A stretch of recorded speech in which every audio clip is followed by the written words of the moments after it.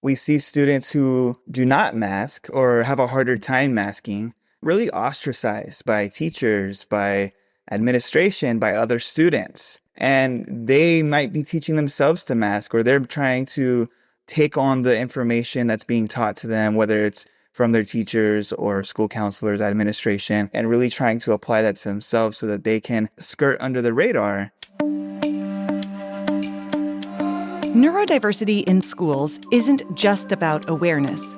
It's about creating meaningful change. How can school counselors advocate for neurodivergent students and foster a truly inclusive environment? We're talking to Brandon Gernux, an elementary school counselor and Orange County Elementary School Counselor of the Year, about neurodiversity-affirming support, social navigation strategies, and the intersection of neurodiversity and social justice. That's straight ahead on episode 240. I'm Emily Kircher-Morris, and this is the Neurodiversity Podcast. What is neurodiversity? You see the world differently. Autism spectrum. Gifted. Complexities that are inherently inside. ADHD. Dysgraphia. Tourette's. All brains are different. You are exactly what this world needs. This is the Neurodiversity Podcast. Today's guest, Brandon, is also going to be one of the panelists for our upcoming webinar on creating neurodiversity-affirming schools. This free webinar will be held at 8 p.m. Eastern, 5 p.m. Pacific on Monday, September 23rd, and it's totally free. Plus, even if you can't attend live, we will send out the recording to everyone who's registered so you can watch on your own time.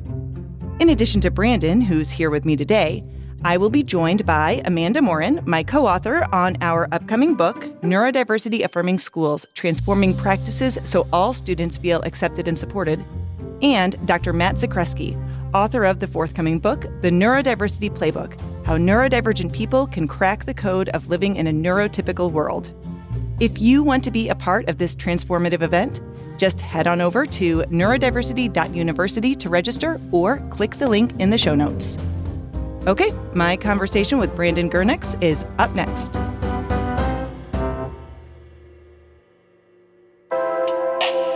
Previously on the Neurodiversity Podcast. You know, if you saw a picture of autistic people on a charity website, it would always be children. And in fact, it would always be sort of sad-looking children, like looking at the world through a foggy piece of glass or something like that, or, you know, with puzzle pieces missing, etc.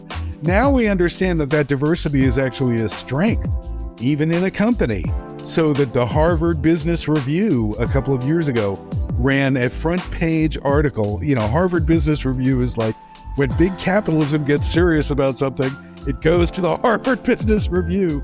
And the Harvard Business Review talked about how hiring people with conditions like autism, dyslexia, and ADHD is not just being nice, but it actually helps build company value for stockholders. That's episode 119. Find it wherever you get your podcast.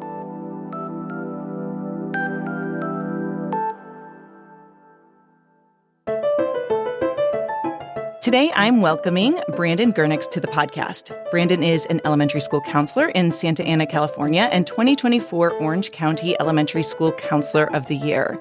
He is also active in the American School Counseling Association, among other organizations, and is committed to providing neurodiversity-affirming support to the students in his school. So, Brandon, thank you so much for talking to me today. Thank you so much for having me on.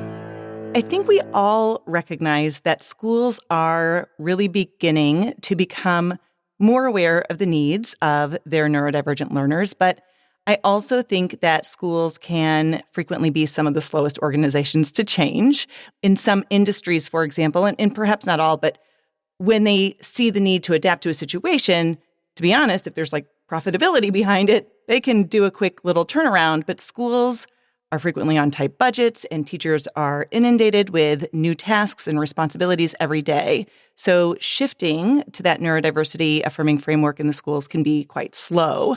So I'm curious about what it is that you saw happening in the schools that brought you to this work and your advocacy for neurodivergent learners. Thank you. And yeah, you're so right on the money about so much of what happens with schools. And so I'm going into my 6th year as a school counselor, but 4th with elementary school. And I noticed that a lot of our school counseling practices and curriculum, they just weren't really effective, especially with our self-contained special education classes, but in general, many of our students with IEPs and some without.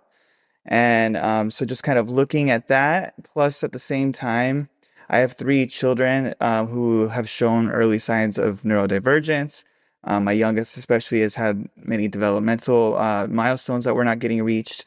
And so kind of in the research of that and the research of how I could be a better school counselor, I just kind of started coming into this work. And I actually have to, give a lot of love to SLPs because our speech language pathologist at my site gave a little presentation during a staff meeting about supporting neurodivergent students. And it just like everything clicked into place. And I realized, wow, us as school counselors, we're not doing enough to address this. And then I started looking for answers online. I started searching and I realized we're not even talking about it. Like this information is just not there. It was very, very few people out there that I was able to find and connect with and kind of get their information. And so it just kind of became a natural journey for me of like, okay, well, as a school counselor, what can I do and how can I change this? How can I educate my colleagues? And that just has kind of opened doors to wanting to educate colleagues of, throughout the state and throughout the country of what can we do to support neurodivergent students as school counselors. I love that you mentioned the speech language pathologists because they are so involved with this work with neurodivergent learners. And I do think that they do a lot to build awareness and are just such a vital part of that support that kids get at the schools.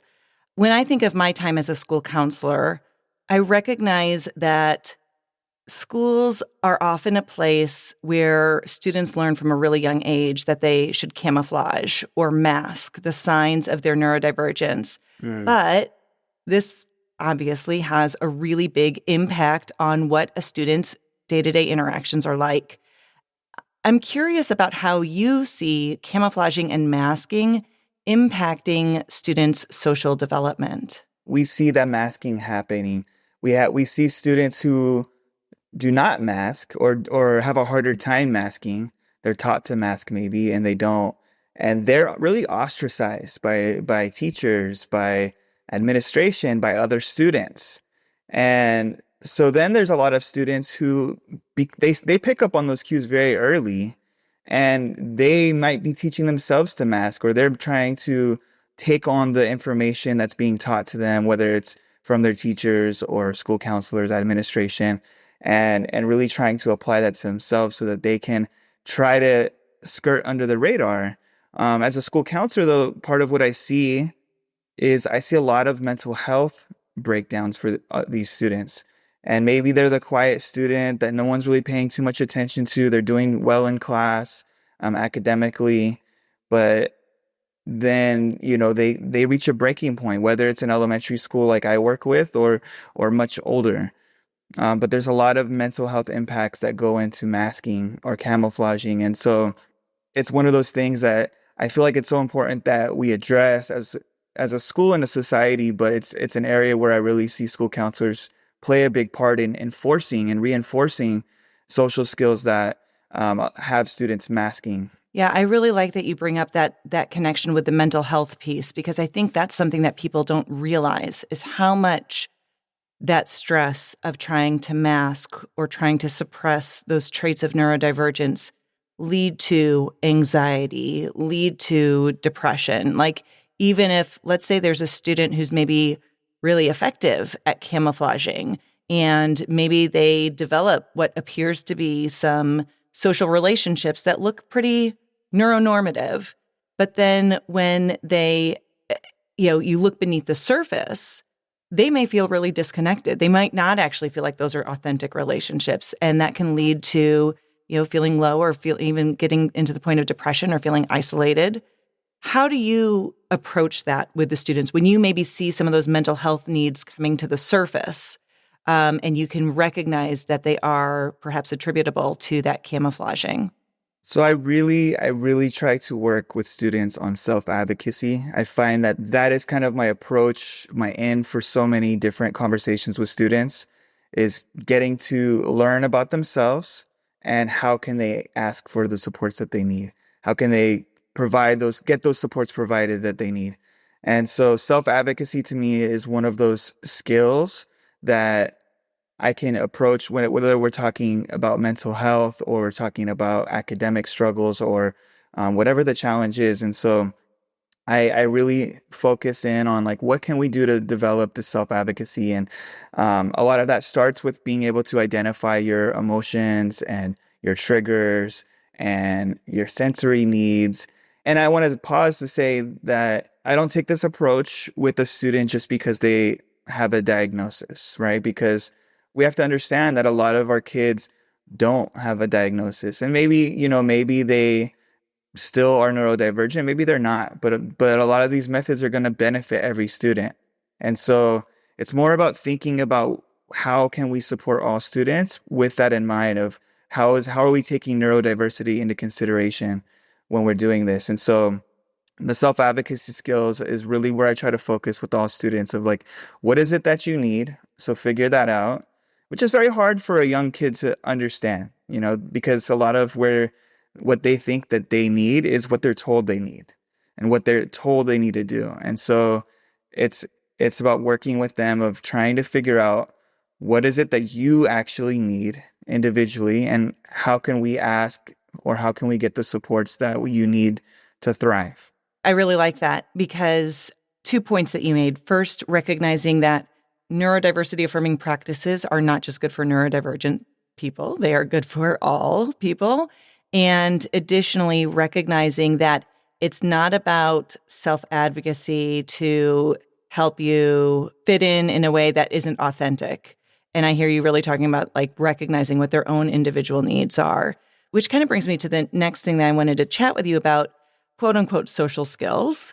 So, there's often a lot of critique, and rightly so, about teaching neurodivergent kids social skills because they're often very scripted and they focus on asking neurodivergent people to act in ways that make them appear like they are not neurodivergent. So in essence, asking them to mask or to camouflage.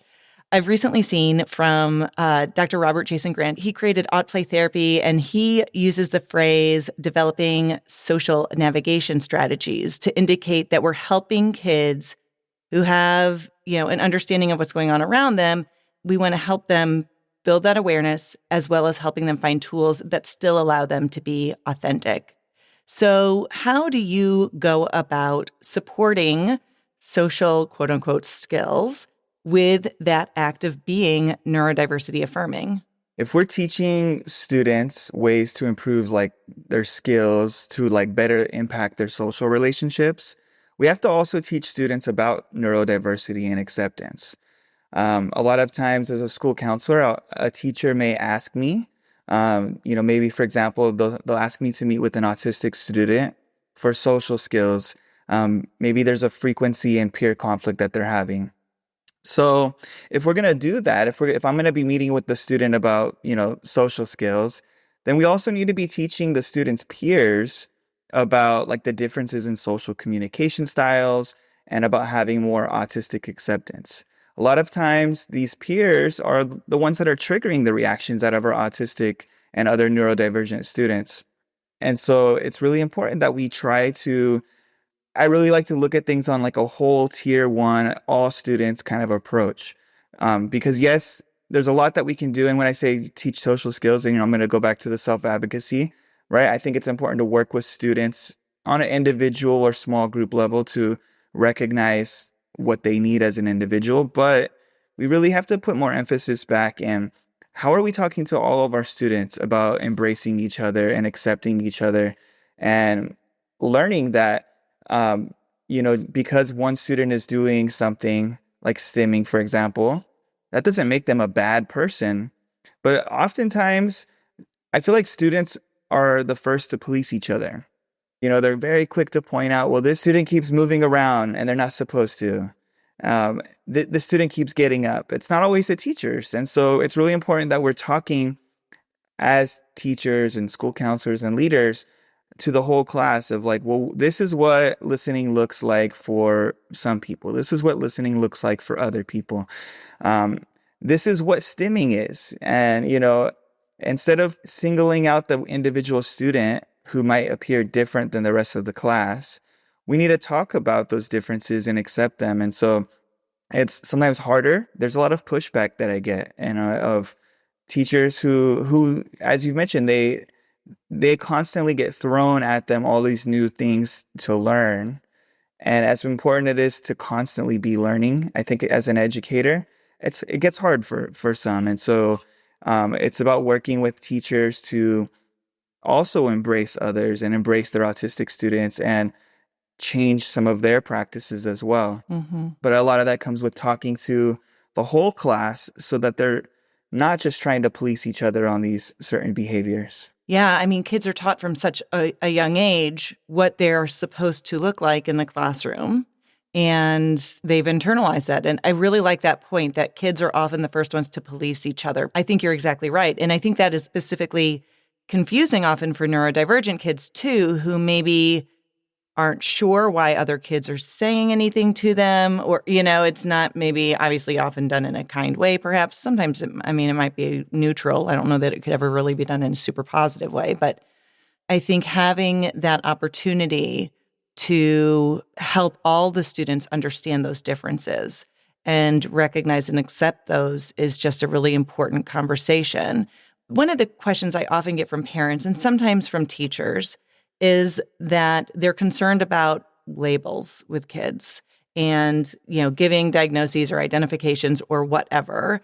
When you're talking about giving that tier 1 whole group instruction to all of the students about what it is to be neurodivergent and helping culture in the school to be neurodiversity affirming, does that include talking about some of those specific labels or not necessarily? So I think that's a great, question because it's something that is challenging for a variety of reasons. So I find it very important to directly use words like autistic and ADHD and dyslexia. At the same time, I can't talk to a class and point to, little Brandon and say, like little Brandon right here, the autistic student in the class, and, and use them as a constant reference, right? One, even if, if the student's in the room, that's just a horrible position to probably be in, especially without their consent. But in general, just even if the student was outside of the room without their approval and consent to be talking about them, that's creating other types of problems. So I use the words directly, but I also don't want to single out any students. When I'm working with students individually, sometimes I can talk about it directly, the labels. I do think that's the most appropriate and best way to do that. However, I also have to recognize that not all parents share the diagnosis with their children. And so, or, again, as I mentioned earlier, they might not have a diagnosis. And so it's not my place to tell the student, hey, this is what your label is. But I can talk to them about what does it mean to be autistic? What does it mean to have ADHD?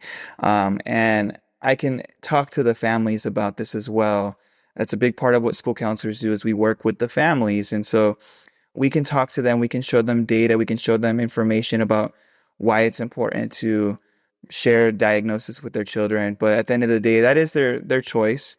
And so I can't be the one to place the label on their student.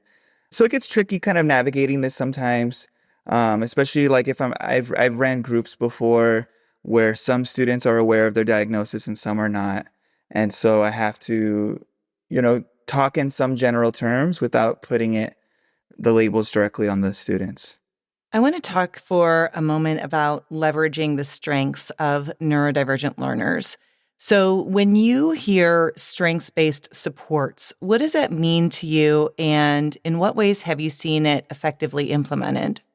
So much emphasis is always placed on the challenges that the neurodivergent students have, and sometimes really pinpoint on those. And, it is important that we're trying to understand, what those challenges are and how to accommodate for them. But we also really want to amplify our students' strengths, because those strengths are going to be their asset that they're going to be able to lean on throughout their educational journey and then beyond, working in a career and all of that. So it's all about getting to know your student and saying, okay, well, wow, this student blurts out all the time, or always seems to see something differently than the rest of the class. And it's all about kind of flipping that narrative to the teacher or to the family or to the student themselves. Like, oh, that's really great that you're able to identify problems and solutions that others didn't see. And really kind of like helping them strengthen that skill so it'll benefit them in other places. Maybe it's writing, or maybe it's speaking, or maybe it's problem solving, maybe it's math. Taking those strengths though, and just really, really trying to help the student understand their strengths and how some of these things that maybe get pinned as problems or challenges can be viewed as a strength for that student, and what they can do to kind of constantly refine it and improve themselves, not to change that part of themselves, but rather to use that as a way to get further in school, further in their lives. Mm-hmm. Going back to what we were talking about with some of the social skills or the social navigation support that we give to kids, so often when you have a kiddo who's neurodivergent and they're struggling with their social relationships, you can talk to them and they know what to say when you ask them, well, how would you handle this situation? Or what would you do here? It's like they know, but when it gets into the moment, being able to analyze that and put that into action doesn't always come into play. And one of the ways that I've seen those strength-based supports really be beneficial is also when we can tie in their interests, because it gives an opportunity for a more authentic interaction. Say, for example, you have a couple of kids who are really into Pokemon or they're really in Minecraft, whatever it is, and then you get them together and you can have them actually navigate those social situations in a setting where they're building on their strengths rather than a very contrived conversation or group that you might do where you're just talking about, like, hypothetically, what would you do in this situation? What would you do in this? And I think that that's another way that I've seen that be pretty effective as well. Yeah, I'm glad that you brought that up, because it's one of those things that I encourage others to do. You get to know your student, you get to know maybe their special interests. What is going to get them interested in this? I always like to say sometimes, like, trick people into learning, and not tricks, maybe not the right word, but it's like, yeah. I like to, what are fun ways that you can engage this student and learn the skills. And so, thinking of a student that was really, really into Minecraft, and it's like, okay, well, how do we tie these conversations in to, the world of Minecraft and not, like just forcing Minecraft in, but I mean, maybe it helps because I have, children of my own who are into Minecraft. So it's easier for me to connect to that. But sometimes it's just taking a step back and like, oh, okay, you know what? This student really seems to be into Minecraft. Let's go home. Let's learn a little bit about what this Minecraft is and how can we relate this to what they're going through and how we can solve these problems together. Sometimes I see people and they want to shrug off those interests and they want to say, actually, we're not going to talk about that right now. And that, it's such an opportunity to learn and connect with that student. And so I really, really encourage anybody to take that opportunity. Whatever that interest is, try to find a way to connect with it and connect that student to how they're going to learn the skills, whatever.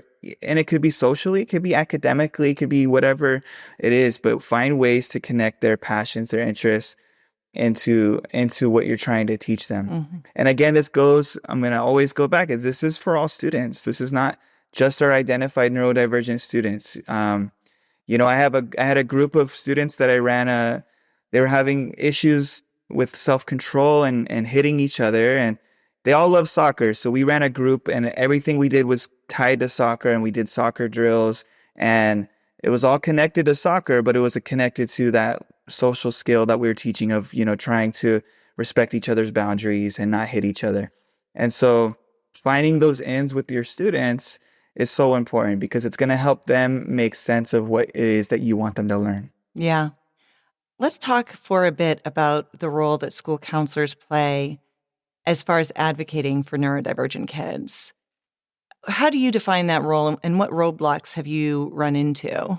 School counselors, we play such a big role in our students' lives. So, school counselors, we're meeting with students individually, we're meeting with students in groups, but we're also coming into classrooms and teaching lessons. We're doing school-wide events, we're running family workshops, we're sitting in IEP meetings all over the school. We're sitting we're part of like the leadership teams with the school. And so you're as a school counselor, you're in so many spaces that impact students. And, education it's a pathway to understanding and opportunity. And so, understanding that pathway is not clear for everyone when they're faced with different systemic barriers. It's up to us to help try to clear the pathway for them. Maybe that's policy change. Maybe that's accommodation. That's inclusion. That's addressing our own implicit biases that kind of like perpetuate these barriers. It's recognizing that these barriers for each student looks different, and that those like support needs may look different from student to student. And it's okay. It's a lot of work that we're tasked with, but we're in a special place that we're able to do this. And I always, tell students, my job is to help advocate for you. That's my main job as a school counselor, is to advocate for you. And so it's fighting for them in those spaces sometimes that they're not always involved at. Students aren't at the table with these team meetings sometimes. And so it's our job as school counselors to help support them and help be that voice of what they need. And so part of that is having conversations with like administration and teachers.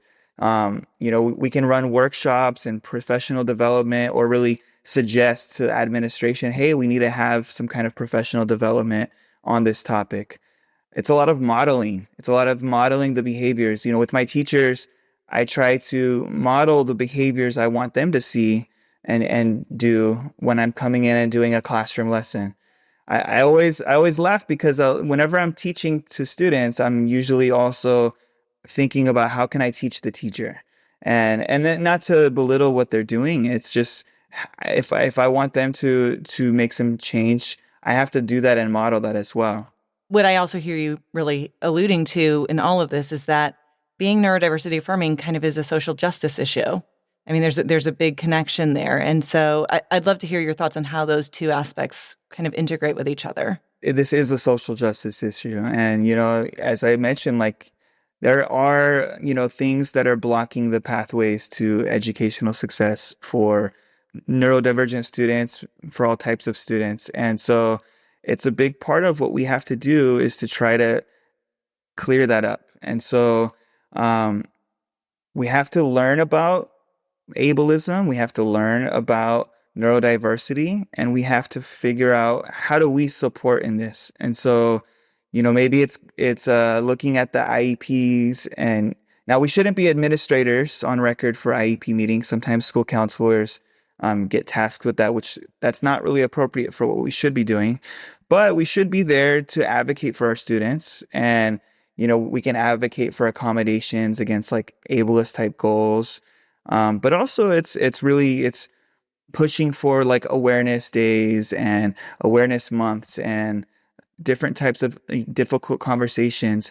I think a big role that we have as school counselors is talking with the families and about advocacy as well. Of like, hey, this is what you could do at home, but also like, this is what you could say in a parent-teacher conference or in an IEP meeting. These are the things these are the questions you can ask, because it's really important that we help support our families, because the families are the ones with the students at home, but they're often the voice of the student when it comes to these types of meetings as well. So trying to equip them is definitely something very like supportive that we could do.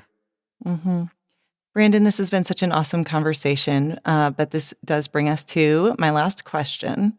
So if you had a neurodivergent student who walked into your office and perhaps they had just recently been identified as neurodivergent, or maybe they've known for a while, but ultimately they're having a tough time in school, what is the thing that you would say to them? What's the one thing that you would really want them to hear? that I'm here, and this is a safe place for you. I think that's the first place where you need to start, is just, I see you, I validate you, you're safe here. And what can we do to figure out how to better support you in the other spaces where you don't feel safe? And as a school counselor, that's a huge role that we have, is that we are the safe space for so many students. And so we start there, but then we can figure out what to do outside of that safe space as well. I love that. Brandon Gernux, thank you so much for being here. Thank you so much, Emily. If we're going to create students who understand their neurodivergence and are equipped to live the life they want when they graduate, we need schools that are ready to meet their needs. And that includes having school counselors who understand what it means to be neurodiversity affirming and how to help integrate that into all aspects of the school day. Whether we're using classroom guidance lessons to help students understand differences, brainstorming ideas for accommodations and supports that work with the students' strengths, or working one-on-one with students to help them develop the coping skills and self-advocacy strategies they need, school counselors are an important voice in the conversation about how to best support neurodivergent students. By embracing these practices, we can foster a more inclusive and supportive environment where all students can thrive. I'm Emily Kircher-Morris. I'll see you next time on the Neurodiversity Podcast.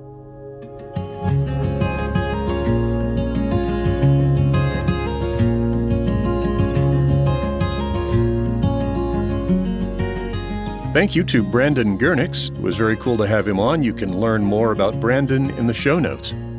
Also, there's a link so you can join us on Monday, September 23rd for a webinar on creating neurodiversity-affirming schools. The event is free, and if you register, you can also access the recording if you can't attend live. So click the link and sign up. We would love for you to join us. Our host is Emily Kircher-Morris. Our office manager and social media director is Krista Brown. I'm the executive producer, Dave Morris. For all of us, thank you for listening, and we'll see you next time.